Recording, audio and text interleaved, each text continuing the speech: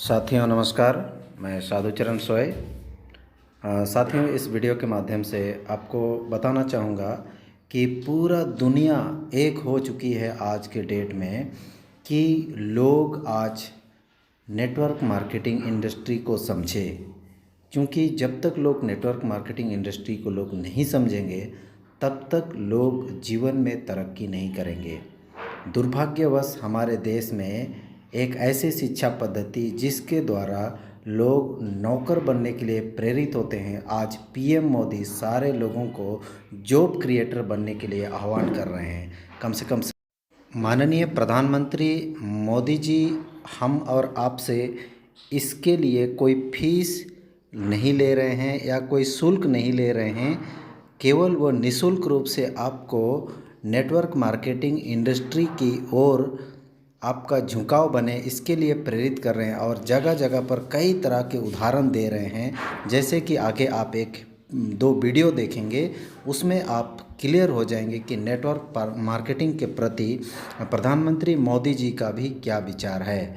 तो निश्चित रूप से आप समझें और हमारे साथ आकर के अपना करियर को एक सुंदर भविष्य दें।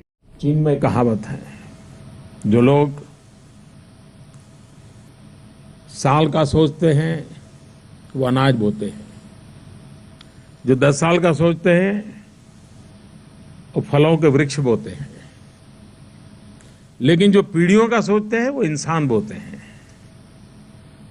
मतलब उसको शिक्षित करना, संस्कारित करना, उसके जीवन को तैयार करना। हमारी शिक्षा प्रणाली को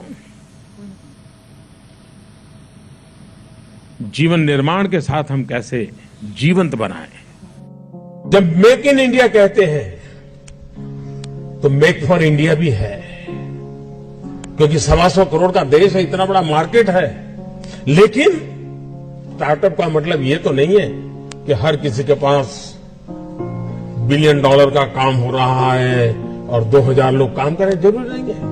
5 लोगों को भी अगर मैं रोजगार देता हूं तो मेरा स्टार्टअप मेरे देश को आगे बढ़ा रहा है। एक साइकोलॉजिकल चेंज लाना है कि यूथ के दिमाग में जॉब सीकर की मानसिकता से उसको बाहर लाना है, वो जॉब क्रिएटर बने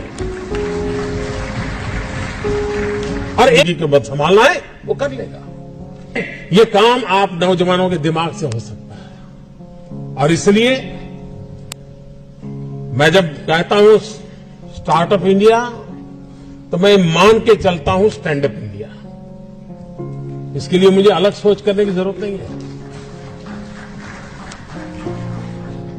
जिस देश के पास 800 मिलियन 35 से कम आयु के नौजवान हो, जिस देश के नौजवानों के पास टैलेंट हो, हाथ में हुनर हो, अपरंपार सपने हो और पूरी दुनिया में अवकाश ही अवकाश हो, क्या नहीं हो सकता है।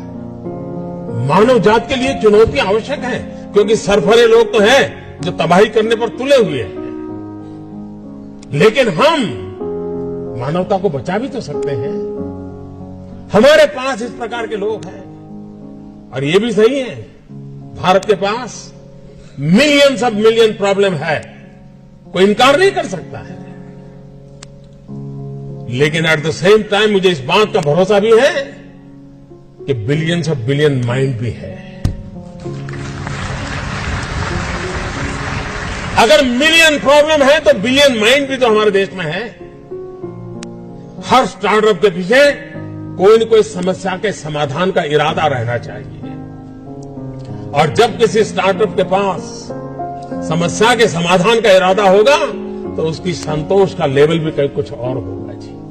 जब किसी की जिंदगी में बदलाव लाता है तो उसको एक सेटिस्फेक्शन मिलता है। और इसलिए मैं वो कुछ करके दिखाऊं जिसमें मैं जॉब क्रिएटर बनूं, मैं वो कुछ करके दिखाऊं कि जिसके कारण किसी की जिंदगी में मैं काम आऊं, मैं वो कुछ करके दिखाऊं कि मेरे देश को एक कदम आगे ले जाने में मेरा भी कोई योगदान हो। ये तो आपने प्रधानमंत्री माननीय मोदी जी की भावनाओं को सुना, समझा और आजकल जिस दौर से देश गुजर रहा है, देश अकेले नहीं पूरा दुनिया, अभी पूरे लॉकडाउन के बाद प्रधानमंत्री ने सीधे खुले तौर पर ये कहा है कि मैं सारे लोगों को सरकारी नौकरी पर नहीं रख सकता, इसीलिए उन्होंने आह्वान किया है कि आप नौकरी खोजने वाला ना बन करके नौकरी देने वाला बनिए। दोस्तों, इसके लिए हमारा प्लेटफॉर्म बहुत ही बेहतर प्लेटफॉर्म है, जहां पर आप बिना किसी के दबाव में, बिना किसी के प्रेशर में रह करके स्वतंत्र पूर्वक काम करते हुए अपना भविष्य को, अपना जीवन को, अपना परिवार को बहुत ही अच्छा मुकाम पर आप ले सकते हैं।